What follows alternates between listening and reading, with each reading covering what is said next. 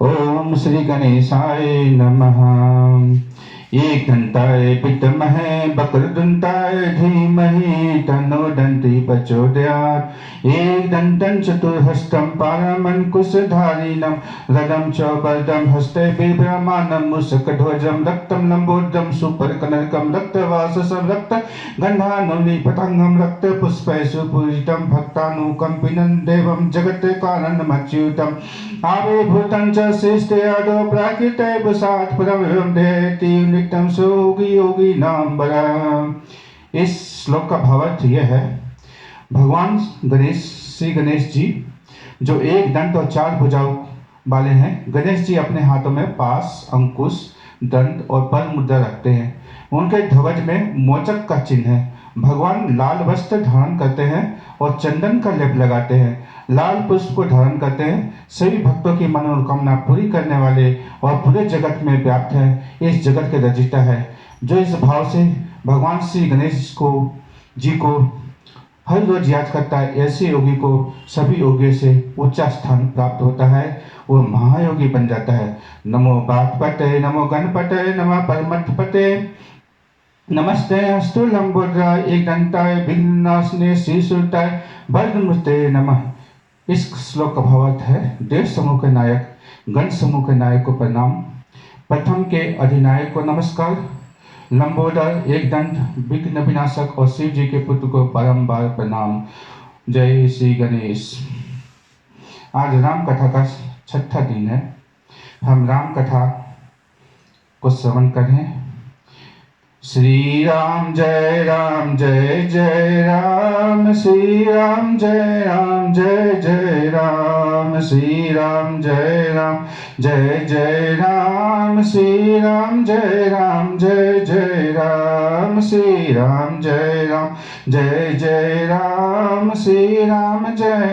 जय जय राम, सिया राम जय जय सिया राम, सिया राम जय सिया राम जय जय सिया राम, सिया राम जय जय सिया राम, सिया राम जय जय सिया राम, सिया राम जय जय सिया राम, सिया राम जय जय सिया राम, सिया राम जय जय सिया राम, श्री राम जय जय राम, श्री राम जय जय राम। ये राम धन क्या है? राम धन क्या है? राम धन, राम कथा क्या है? राम धन क्या है? आइए इसे मीराबाई जी के शब्द में गाते हैं। पायो जी मैंने राम रतन धन पायो, पायो जी मैंने राम रतन धन पायो, पायो जी मैंने राम रतन धन पायो, पायो जी मैंने राम रतन धन पायो, पायो जी मैंने राम रतन धन पायो, पायो जी मैंने राम रतन धन पायो। वस्तु अमोलक दी मेरे सतगुरु कृपा कर अपनायो, पायो जी मैंने राम रतन धन पायो, पायो जी मैंने राम रतन धन पायो, पायो जी मैंने राम रतन धन पायो, पायो जी मैंने राम रतन धन पायो। वस्तु अमोलक दी मेरे सतगुरु कृपा कर अपनायो, पायो जी मैंने राम रतन धन पायो, पायो जी मैंने राम रतन धन पायो। जन्म जन्म की पूंजी पाई, जन्म जन्म की पूंजी पाई, जग में सुबह घुमायो, जन्म जन्म की पूंजी पाई, जग में सभी घुमायो, पायो जी मैंने राम रतन धन पायो, पायो पायो जी मैंने, राम रतन धन पायो, पायो जी मैंने, राम रतन धन पायो। खच न टूटे चोर न लूटे, दिन दिन बहुत सवायो, पायो जी मैंने, राम रतन धन पायो, पायो जी मैंने, राम रतन धन पायो। खच न टूटे चोर न लूटे, दिन दिन भक्त समायो, पायो जी मैंने, राम रतन धन पायो, पायो जी मैंने, राम रतन धन पायो। सत की नाव खेवतिया सतगुरु भवसागर तरवो, सत की नाव खेवतिया सतगुरु भवसागर तरवो, पायो जी मैंने, राम रतन धन पायो, पायो जी मैंने, राम रतन धन पायो, पायो जी मैंने, राम रतन धन पायो, पायो जी मैंने, राम रतन धन पायो। वस्तु अमोलक दी मेरे सतगुरु, कृपा कर अपनायो, पायो जी मैंने, राम रतन धन पायो, पायो जी मैंने, राम रतन धन पायो, पायो जी मैंने, राम रतन धन पायो। जन्म जन्म की पूंजी पाई, जन्म जन्म की पूंजी पाई, जन्म जन्म की पूंजी पाई, जग में सभी घुमायो, पायो जी मैंने, राम रतन धन पायो। जन्म जन्म की पूंजी पाई, जग में सभी घुमायो, पायो जी मैंने, राम रतन धन पायो, पायो जी मैंने, राम रतन धन पायो। खच न टूटे चोर न लूटे, दिन दिन बहुत सवायो, पायो जी मैंने, राम रतन धन पायो, पायो जी मैंने, राम रतन धन पायो, पायो जी मैंने, राम रतन धन पायो। सत की नाव खेवतिया सतगुरु भवसागर तरवयो, पायो जी मैंने, राम रतन धन पायो। सत की नाव खेवतिया सतगुरु भवसागर तरवयो, पायो जी मैंने, राम रतन धन पायो, पायो जी मैंने, राम रतन धन पायो। मीरा के प्रभु गिरधर नागर हर्ष हर्ष जस गायो, मीरा के प्रभु गिरधर नागर हर्ष हर्ष जस गायो, पायो जी मैंने, राम रतन धन पायो, पायो जी मैंने, राम रतन धन पायो, पायो जी मैंने, राम रतन धन पायो। अब हमने राम रत्न की धन मिल गई, प्रभु से प्रेम भिक्षाम देहि, प्रभु से प्रेम की भिक्षा मिल गई। अब हम हमारे पुरानी कथा में हमने ये देखा सूर्यवंशी के प्रतापी राजा किस तरह से, किस मैनेजमेंट स्टाइल से अपने आप को राज किया, और अयोध्या मीन्स जहाँ कभी किसी का वध नहीं हुआ, कभी किसी को मृत्यु दंड नहीं दिया, वो है अयोध्या। वो कुछ हमने शासक के विषय में आलोचना किया, और आज हमारा विषय है राजा हरिश्चंद्र सत्यवादी कैसे बने। पुराने सत्र में हमने देखा राजा हरिश्चंद्र को पुत्र की प्राप्ति होती है। वरुण देव से प्रार्थना करने के बाद वरुण देव खुश होते हैं, राजा हरिश्चंद्र जी को पुत्र की प्राप्ति हो जाती है। पुत्र की प्राप्ति होने के बाद राजा हरिश्चंद्र जी खुश होते हैं, वरुण देव उनसे हमेशा की तरह खुश रहते हैं। इसी पर राजा हरिश्चंद्र जी ने अपने मन में सोचा, सब कुछ तो प्राप्त हो गया, हे भगवान अब मैं कभी झूठ नहीं बोलूँगा, कभी झूठ नहीं बोलूँगा। ये उन्होंने मन में ठान लिया कि मैं अब कभी झूठ नहीं बोलूँगा।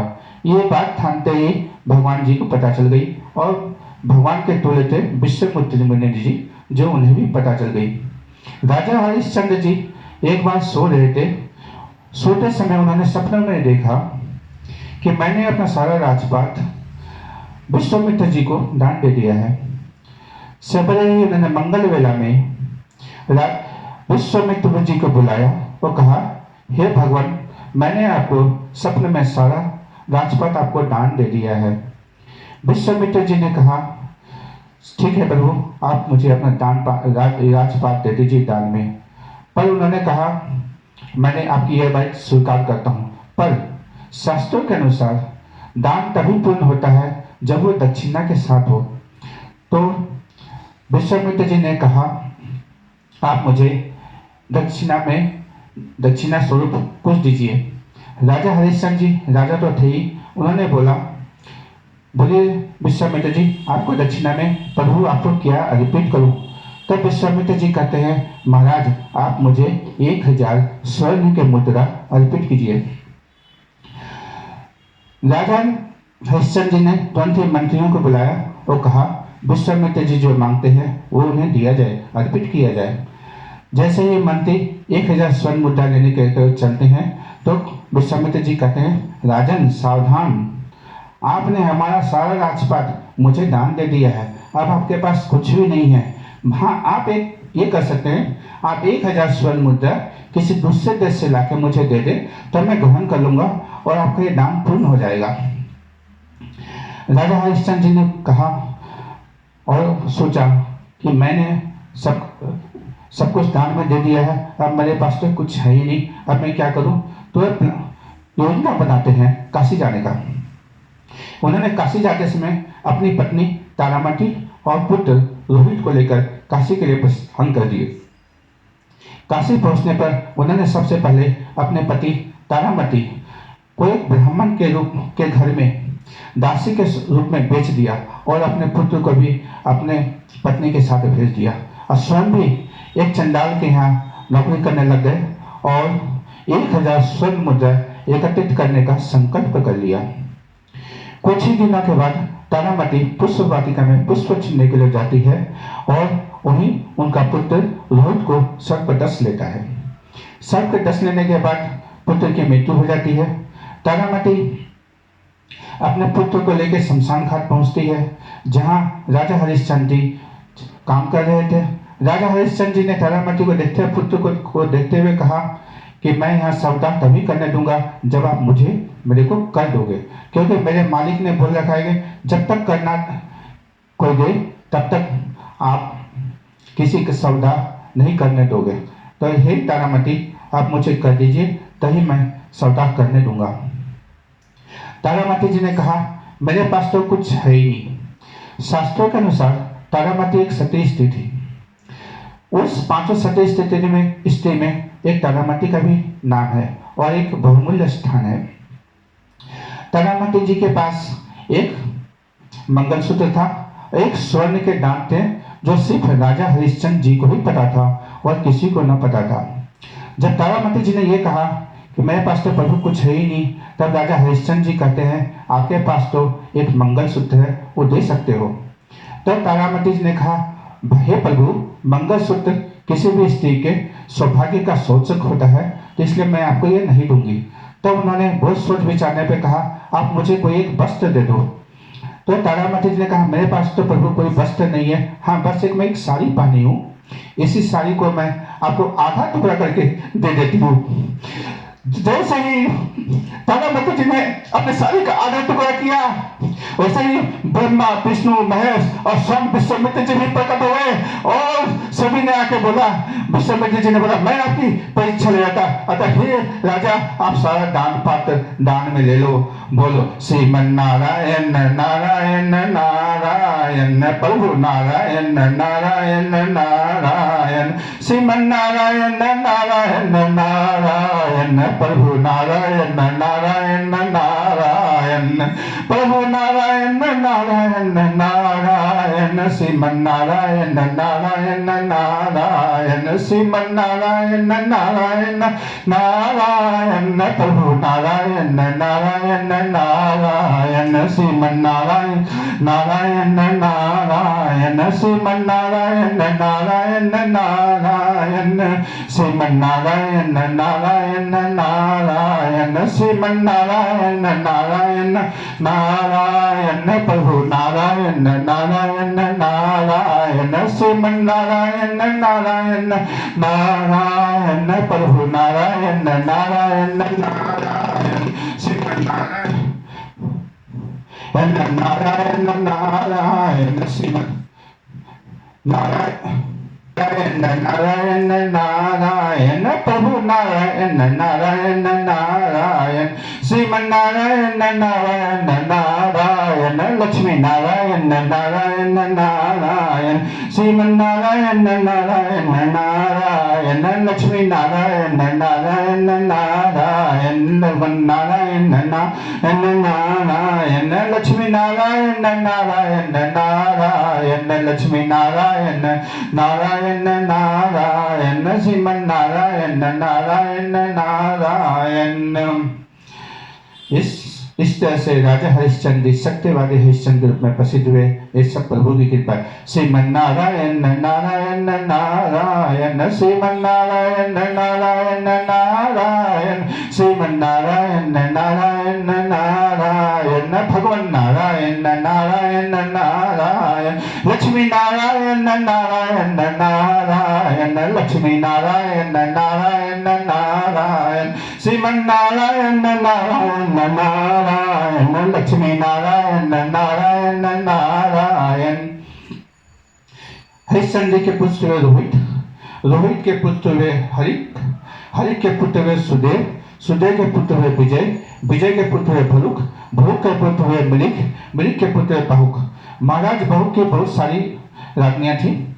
उसमें से उनकी जो बड़ी पत्नी थी वो गर्भवती थी और बहुत सारी पत्नियां थी जिनके पास उस समय संतान नहीं था। महाराज बहुक आक्रमण करते समय मारे गए थे, जिस तरह से उनकी बड़ी पत्नी और सारी पत्नियों को वन में जाना पड़ा। जो बड़ी पत्नी गर्भवती थी उनको उसे देखकर सारी पत्नियों को जेलसी होता था, क्योंकि इनसे जो पुत्र उत्पन्न होगा वह उनके राज्य का उत्तराधिकारी बनेगा। तो बाकी जो सारी रानियां थी वो उन्होंने विष देने की चेष्टा की और अंत में उन्होंने विष दे भी दिया। जैसे ही वो थोड़े थोड़े करके विष देते गए, लास्ट में बहुत समय आने पर बालक की उत्पत्ति हुई। तो बालक जो जन्म लेता है वो हाथ में विष का प्याला लेकर जन्म लेता है और कहता है मैं ये विष नहीं पीऊंगा। संस्कृत में विष को जहर कहते हैं और जहर का एक नाम है गर। तो गर मीन्स जहर या विष, गर मीन्स जहर। तो विष के साथ जन्म लेने के कारण उसका नाम हो गया सगल। सगल, इसी सगल जब राजा बने तो उन्होंने बोला कि मैं 10 लोग को खत्म कर दूंगा। 10 लोग का मतलब यहाँ पर होता है चोर गुंडे चोरे उचक्के सभी को खत्म कर दूंगा।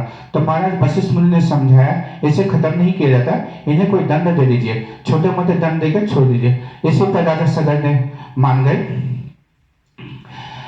और उन्हें छोटे छोटे दंड दे दिया। राजा सगर के पुत्र हुए असमंजस। असमंजस महान योगी थे। उन्होंने जैसे ही जन्म लिया, योगी तो थे ही, तो उसमें पागलपन सवार होता था। तो उन्होंने राज के सारे बच्चे उठाते उसको सरजू में ले जाकर फेंक देते। बहुत सारे बच्चों को सरजू में ले जाकर उन्होंने फेंक दिया। जब राज में उन्होंने ऐसा करना चालू किया तो महाराज सगर के पास शिकायतें होने चालू हो गई।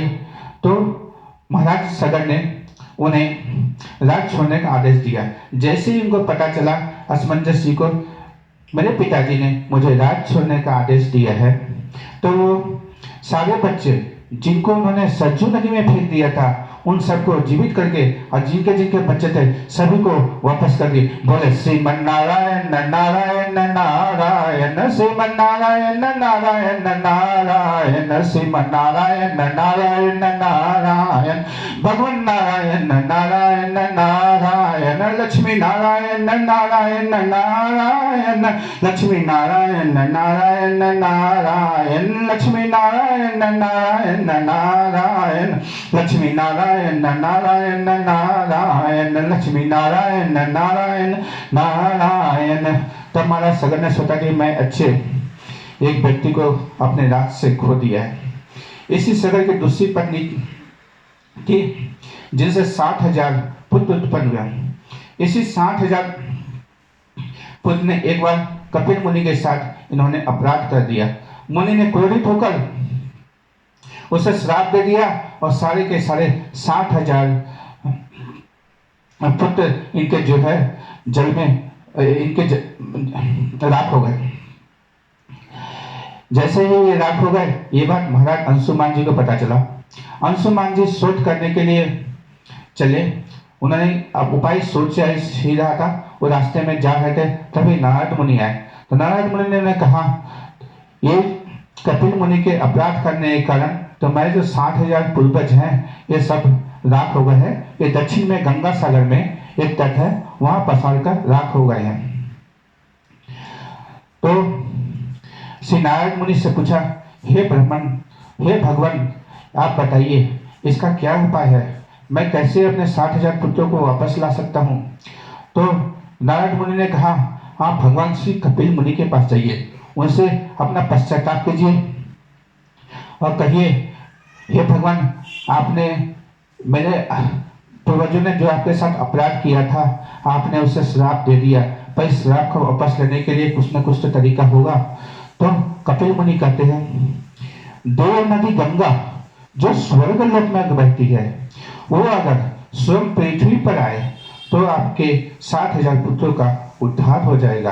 बोलिए श्रीमन नारायण नारायण नारायण, लक्ष्मी नारायण नारायण नारायण, लक्ष्मी नारायण नारायण नारायण, गोविंद नारायण नारायण नारायण, लक्ष्मी नारायण नारायण नारायण, गोपाल नारायण नारायण नारायण, श्रीमन नारायण नारायण नारायण।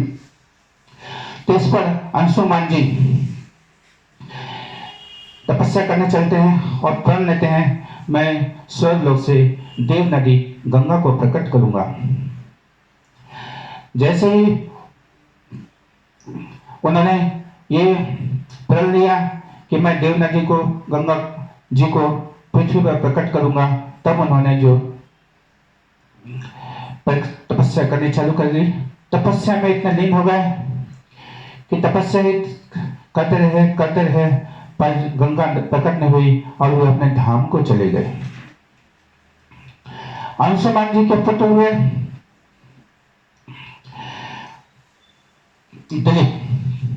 दिलीप जब विवाह हुए तो इन्होंने भी गंगा जी को प्रकट करने का संकल्प लिया और ये भी अपने धाम को चले गए, कठिन तपस्या करते करते, पर गंगा प्रकट नहीं हुई। दिलीप जी के पुत्र हुए प्रसिद्ध राजा भागीरथ।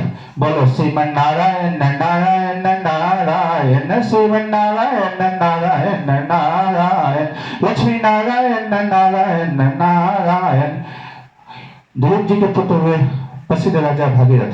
भागीरथ जी ने भी तपस्या किया गंगा जी को प्रकट करने का। इन्होंने गंगा जी से प्रार्थना की और गंगा जी को प्रकट कर लिया। गंगा जी प्रकट होने के पहले राजा भागीरथ से कहती है, मैं पृथ्वी पर तभी आऊंगा जब मैं अपनी कहानियां आपको बताती हूँ। मेरे स्वर्ग लोक में देव नदी गंगा हूँ और मेरा वेग प्रचंड प्रबल है। मैं जैसे ही धरती पर आऊंगी, पृथ्वी पर आऊंगी, तो ये पृथ्वी जो है रसातल में चली जाएगी। इस पर राजा भागीरथ को बहुत ही दुख हुआ, तो उन्होंने पूछा, माते और बताइए कैसे हो सकता है, आपको प्रकट करने का क्या उपाय है। भगवान श्री कपिल ने बोला, आप ही हमारे 60,000 पूर्वजों को जीवित कर सकती है। तो हे देवी, हे माँ, हे दस श्री गंगा, आप ही बताइए कैसे प्रकट होंगे आप। तो देश श्री गंगा राजा भागीरथ के कहने पर, आग्रह करने पर कहती है, हमारी वेद धारा को संभालने में भगवान शिव जी की जटा काम करेगी। अगर वो अपने जटा में मेरे को बांध ले और वहां से हमारी गंगा, हमारी जल की धारा बहे, तो ये पृथ्वी पर आ जाएगी और इससे जो है पृथ्वी रसातल नहीं होगी। तो भगवान राजा भागीरथ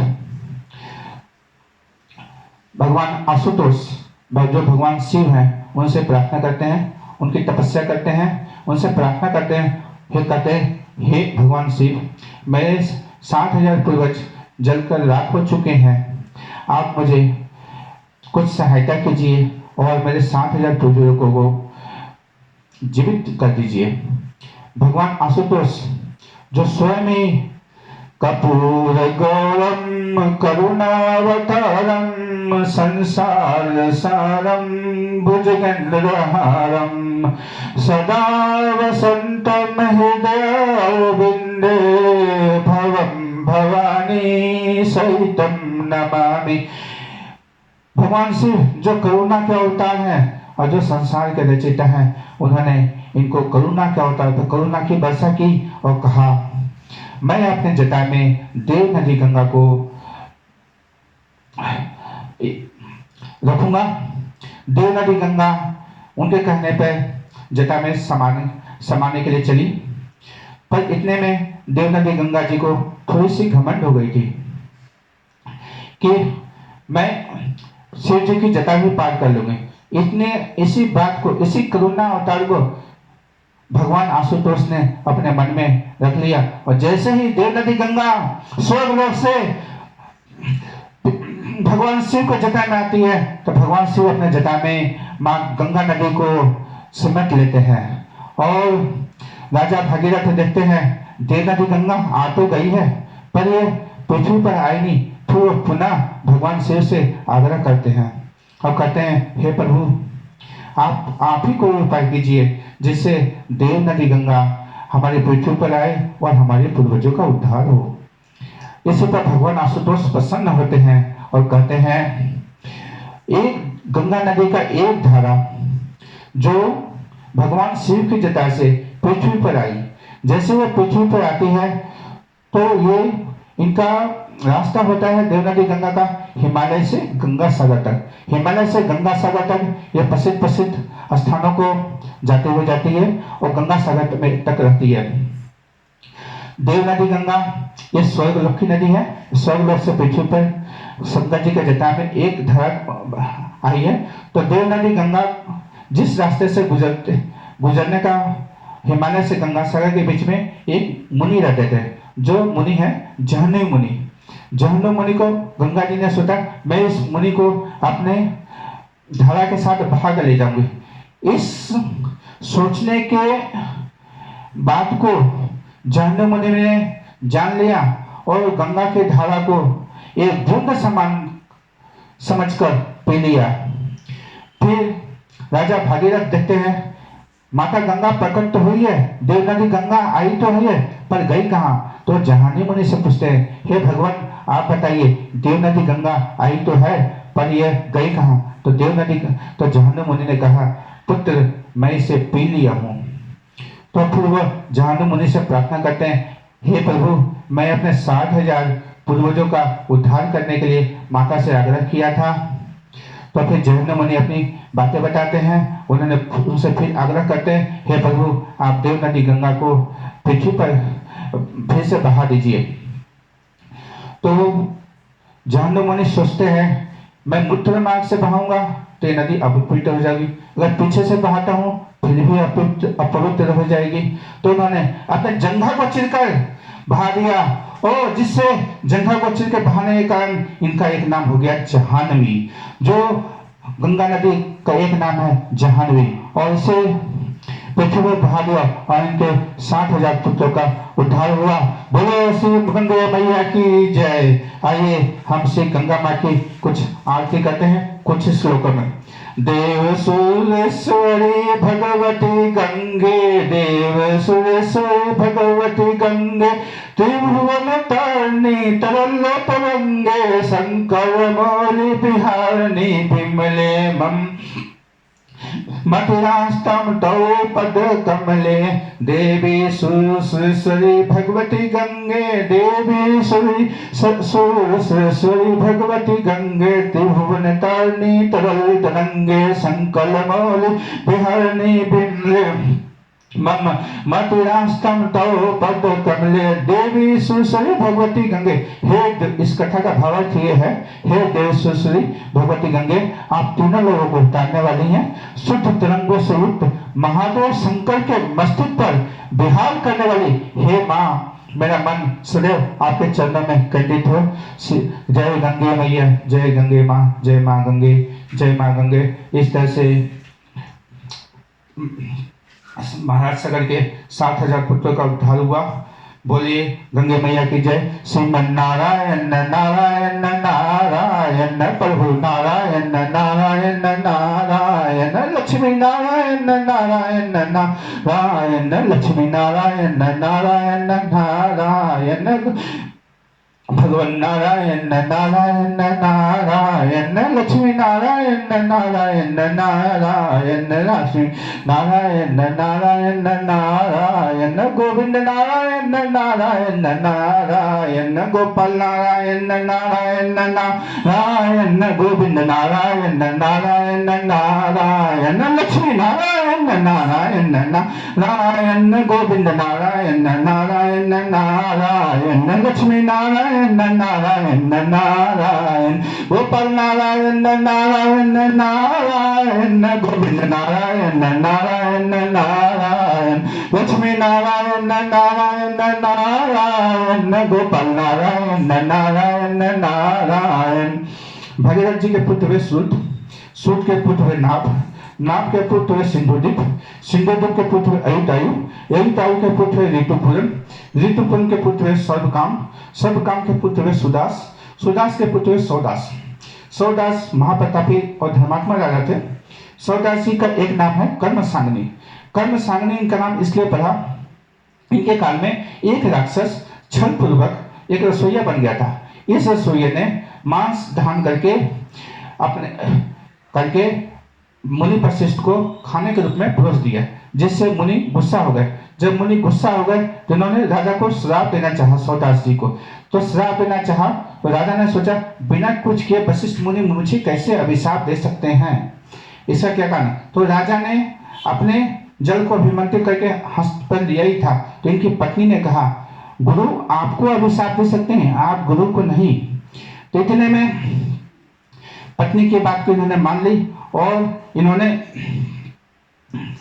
जल को अभिमंत्रित जल को दूसरे तरफ फेंकते तो नाश हो जाता, तो इसलिए इन्होंने जल को अपने ही पैरों पर फेंक दिया, जिससे इनका नाम काला, जैसे इनका पैर काला हो गया और एक काले संधि बन गए। पर महाराज वशिष्ठ ने इनको अभिशाप दे दिया, जाओ तुम जिंदगी भर असुर हो गए। कुछ दिनों के बाद राजा महर्षि वशिष्ठ को इनके कार्यकलापों का पता चला, तो इन्होंने बोला मैंने राजा को गलत अभिशाप दे दिया है। तो उन्होंने फिर से वरदान दिया, जाओ तुम्हारी राक्षस की अवधि में छोटी कर देता हूं, तुम 12 साल तक ही असुर होगे, उसके बाद मुक्त हो जाओगे। जब ये असुर बन गए तो इन्होंने एक ऋषि को निगलने का प्रण कर लिया। ये असुर तो थे ही, दादा थे, पर ये असुर के रूप में थे। असुर के कारण इनके स्वभाव असुर के रूप में हो गई थी, तो उन्होंने राजा को निगल लिया। इनकी ऋषि पत्नी बोल भी रही थी कि मेरे पास कोई पुत्र नहीं है, आप इनको निगलिए मत। फिर उन्होंने नहीं माना, आग्रह करने पर भी नहीं माना, तो ऋषि को निगल गए। ऋषि को निगलते समय ऋषि ने अभिशाप दे दिया राजा सौदास जी को, जो असुर के रूप में प्रकट थे। उन्हें कहा जाओ, जब भी तुम किसी स्त्री के साथ संधि करोगे तो वो स्त्री जो है जलकर राख हो जाएगी। इतने में राजा वशिष्ठ, महर्षि वशिष्ठ जी को दया आ गई और कहने लगे, महर्षि वशिष्ठ जी ने कुपुत्र कामेष्टि जप कराया और पुत्र कामेष्टि जप से पुत्र कामेष्टि जप करा तो लिया, लेकिन पुत्र गर्भ धारण कर लिया, लेकिन पुत्र हो नहीं रहा था।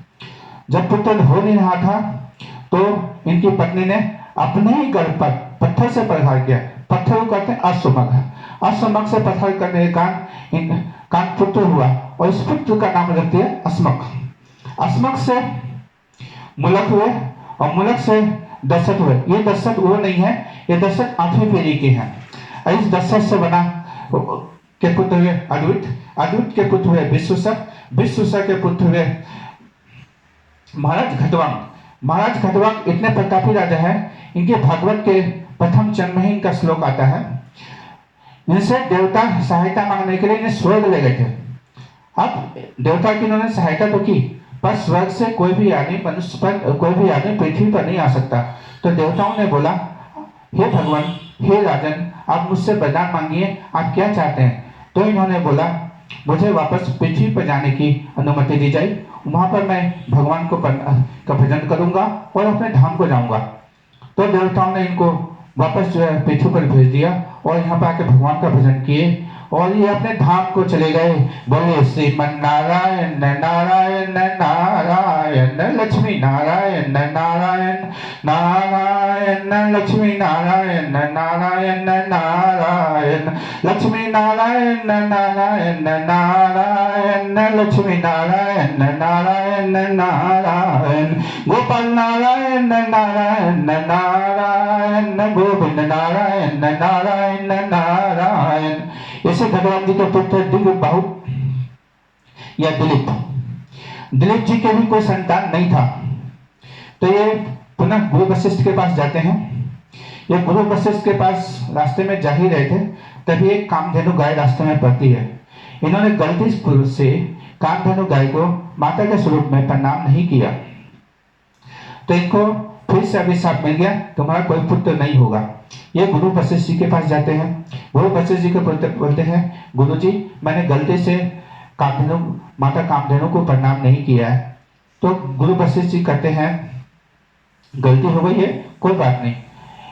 इन्हीं कामधेनु गाय की एक कन्या है नंदनी, जो हमारे ही आश्रम में निवास करती है, आप उनकी सेवा कीजिए। आप उनसे जो सेवा करने पर आपको पुत्र की प्राप्ति अवश्य होगी। दिलीप जी एवं उनकी पत्नी रोज नंदनी को प्रणाम करते, रोज आरती उतारते, रोज करते करते इसी तरह कुछ काल बीत गए। कुछ समय के बाद एक शेर आता है इस नंदनी को खा लेने के लिए। जब वो शेर को देखते हैं तब वो अपना तीर कमान धनुष बाण निकालते हैं शेर को मारने के लिए।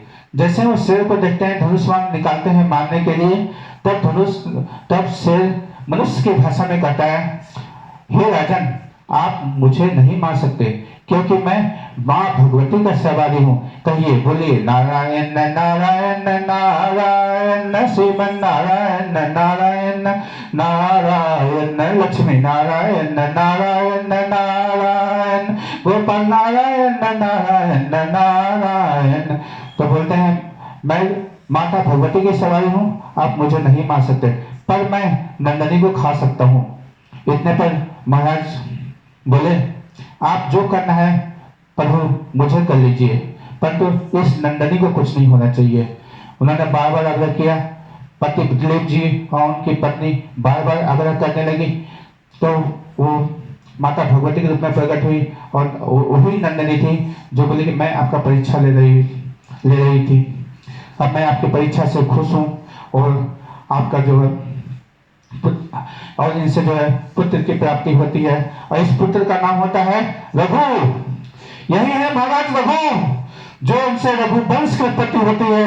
रघुपति राघव राजा राम, पतित पावन सीताराम, सुंदर विग्रह मेघ श्याम, गंगा तुलसी शालिग्राम, भक्त कृष्ण सीताराम, भगत जन प्रिय सीताराम, जानकी रमना सीताराम, जय जय राघव सीताराम, रघुपति राघव राजा राम, पतित पावन सीताराम, पतित पावन सीताराम, रघुपति राघव राजा राम, पतित पावन सीताराम, रघुपति राघव राजा राम, पतित पावन सीताराम, सुंदर विग्रह मेघ श्याम, गंगा तुलसी शालिग्राम, भद्र विश्व सीताराम, भगत जन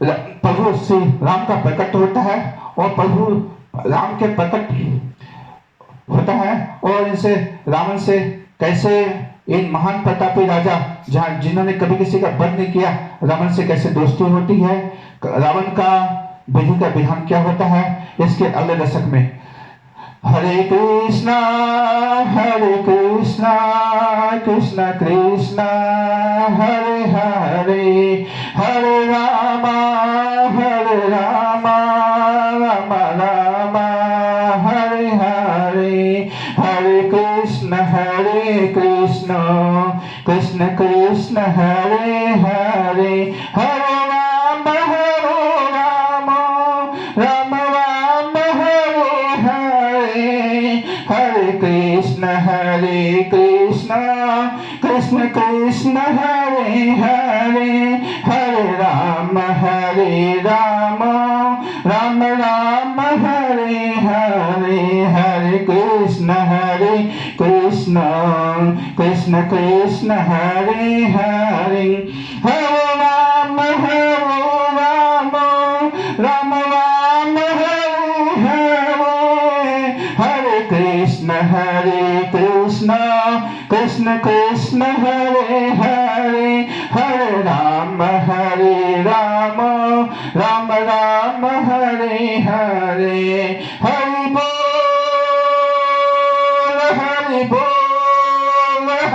बोल, हरि हरि बोल, हरि बोल हरि बोल, हरि बोल हरि बोल, हरि बोल हरि बोल, हरि बोल हरि बोल, निताई गौरंग हरि बोल, हरि बोल हरि बोल, हरि बोल हरि बोल, हरि बोल प्रभु नित्यानंद गौरंग हरि बोल, हरि बोल हरि बोल, हरि बोल।